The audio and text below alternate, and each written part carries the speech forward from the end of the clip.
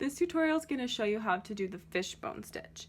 The fishbone stitch is usually used to create leaves, but it kind of looks like a fishbone if you look at it, so you could use it for other things. It's just mostly used for leaves. To create this stitch, you're going to start by taking your needle and bringing it up from underneath at the top of your design or your leaf if that's what you're doing. And you're going to take the thread down about 1/3 of the way. And you're going to create a straight stitch. Then what you're going to do is you're going to go back up to the top, and I start on the right side, right next to the top of the previous stitch you just created. You're going to pull the needle through, and it's going to cross this middle line just to the left of the stitch. And you're going to pull that through. Then you're going to go back up. At this time, instead of going to the right side of your leaf, you're going to go to the left side. So just next to that first stitch you had created, you're going to pull that all the way through.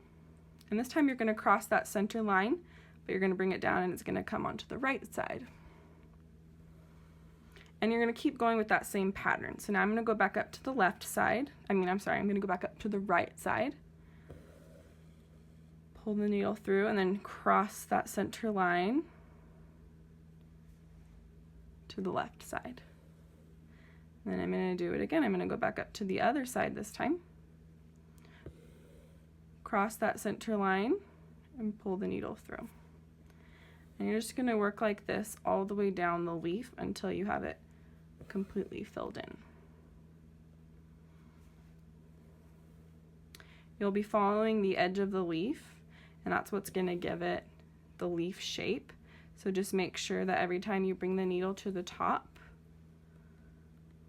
it's right on the line you're wanting to create the shape of.